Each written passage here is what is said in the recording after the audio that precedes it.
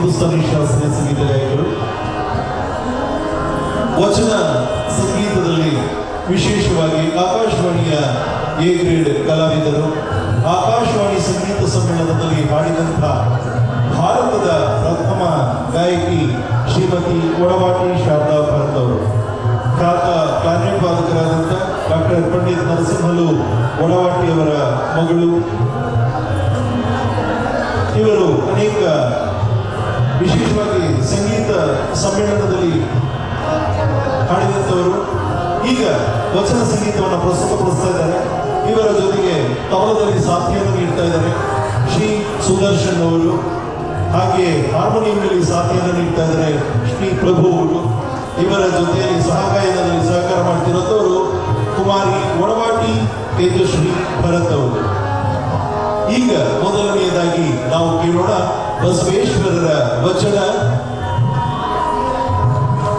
ಸುಖ ಬಂದರೆ ಪುಣ್ಯದ ಫಲವೆಂಬರು.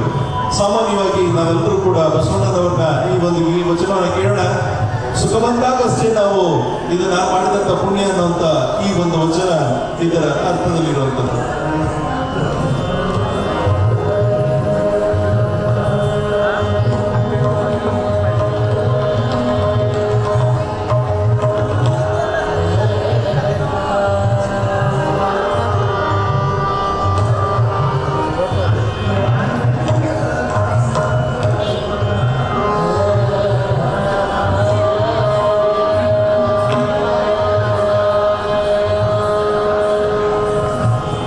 Yeah.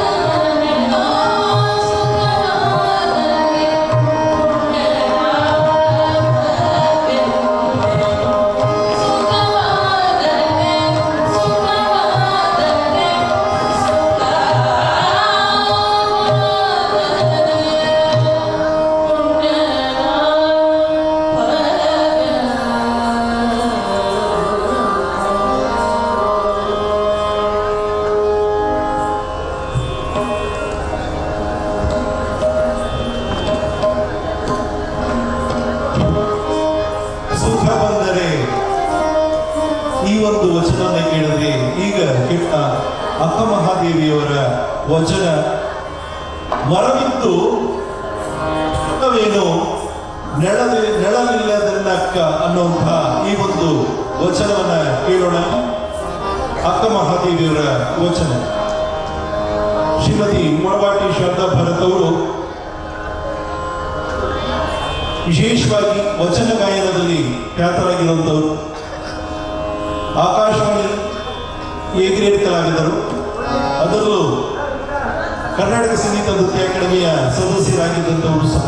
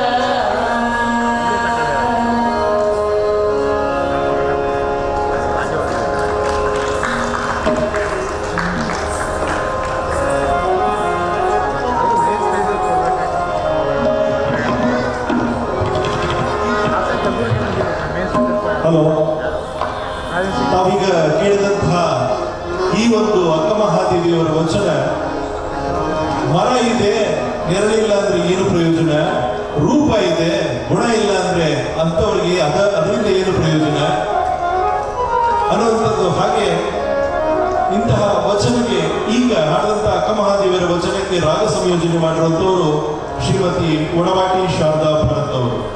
ಇವರೇ ಈ ಒಂದು ಗೀತೆಗೆ ಸಂಗೀತವನ್ನ ರಾಗ ಸಂಯೋಜನೆ ಮಾಡಿರುವಂಥದ್ದು. ಈಗ ಮುಂದಿನದಾಗಿ ಹಾಡ್ತಿದ್ದಾರೆ ಆಯ್ದಕ್ಕಿ ಲಕ್ಕಮ್ಮನವರ ಈ ಒಂದು ವಚನ, ಮನಶುದ್ಧವಿಲ್ಲದ ಭಂಗಿ ಅನ್ನುವಂತಹ ವಚನವನ್ನ ಈಗ ಕೇಳೋಣ.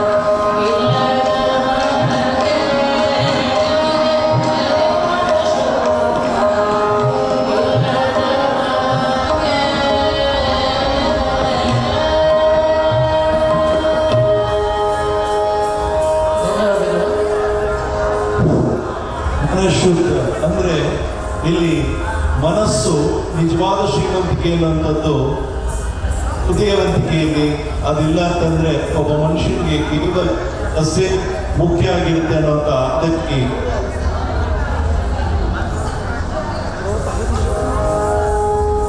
ನಾವು ವಚನವನ್ನ ಕೇಳಿದ್ವಿ.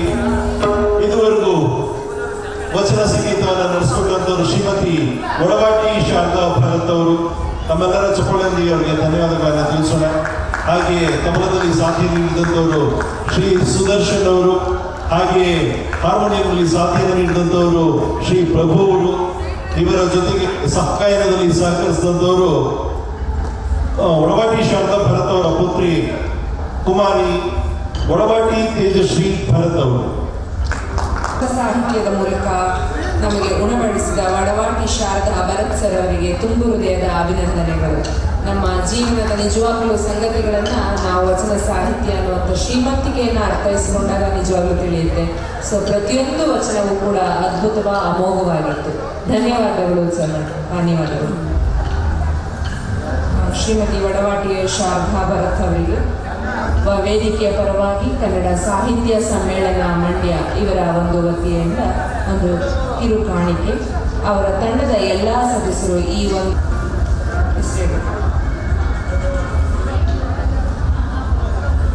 ಪ್ರಭು ಹಾರ್ಮೋನಿಯಂ, ಕೆ ಯೋಗ ರವೀಶ್. Okay, ready, close.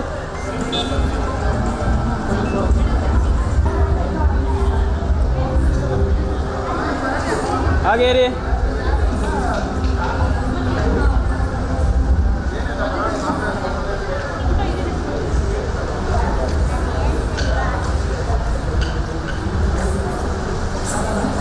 ಕಳಿಸಿ. Thank you.